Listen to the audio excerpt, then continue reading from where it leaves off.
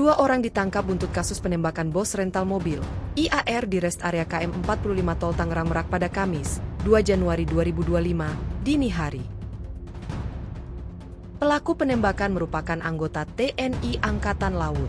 Sementara satu orang lagi yang diamankan adalah penyewa mobil rental milik IAR, Ajat Sudrajat.